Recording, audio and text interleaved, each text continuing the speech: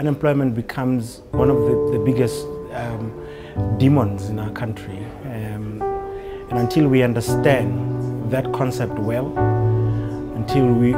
that's the only time we would know what interventions to employ.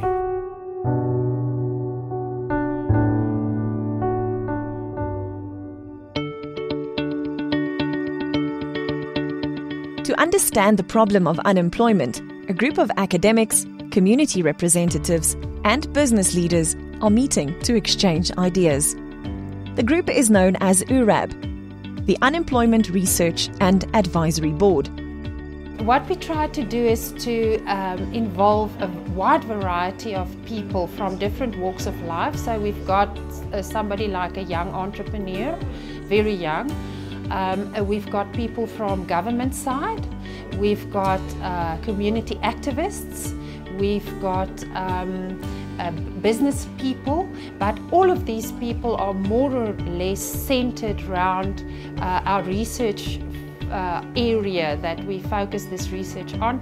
For today, the main goal is to just tell the Unemployment Research Advisory Board how this project has progressed. I'm hoping that an exercise like this, the kind of data and feedback we're getting will give us an insight of what unemployment looks like and what potential interventions can we employ to come around to this biggest monster in the country. So we are a multidisciplinary focus area, and we like to bring people from different disciplines together. It would be nice to actually hear from different angles, and most importantly what other people have been doing in their small corners. So I think in that sense today may come out with something better than what we have been doing since we started.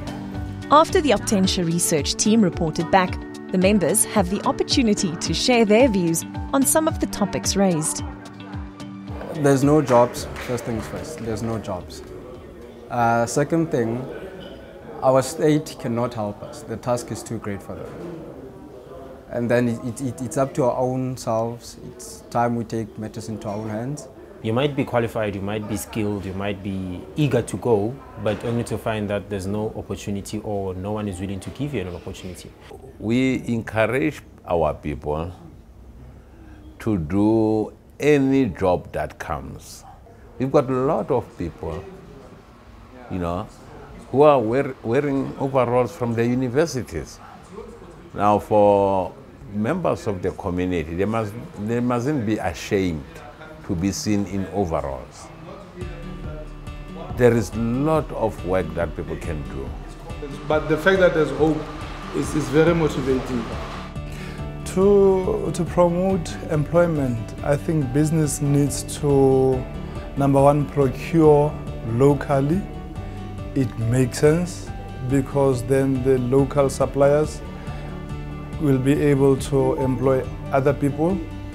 Number two, the business needs to be socially responsible in terms of creating employment.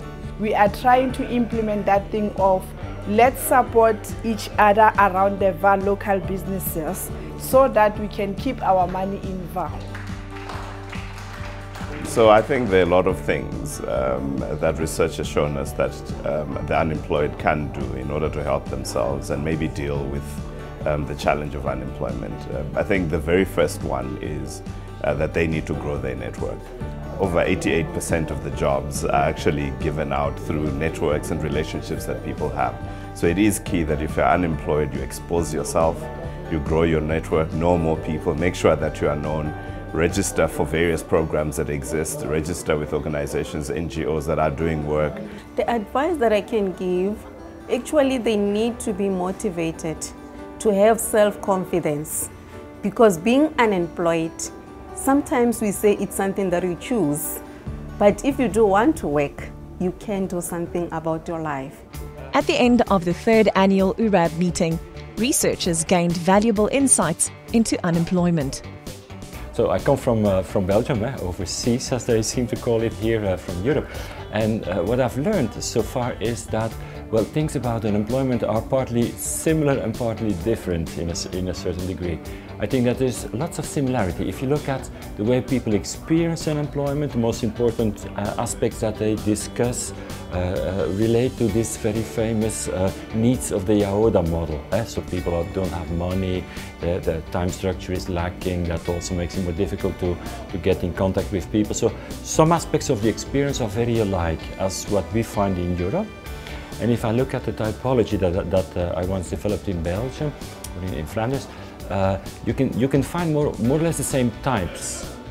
And that brings me to the difference, perhaps. There is a similarity in experience, and there's also a difference. If you look at the types of the typology that we discussed, we have much more discouraged and desperate people here, and much less optimist people compared to, for instance, Flanders. Okay, what I've learned, there are definitely some conventions, rules, specific ways that people deal with being unemployed. There's certain ways that they are thinking, doing, feeling about unemployment.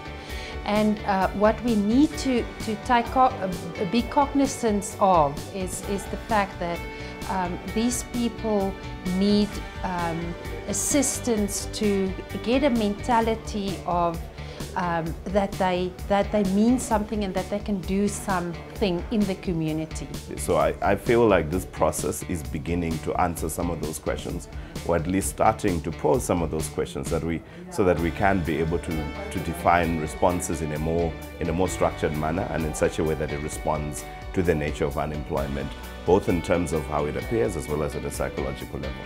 I want to share the opportunities. I want to go out there and try to really tackle this monster of unemployment and really make a difference.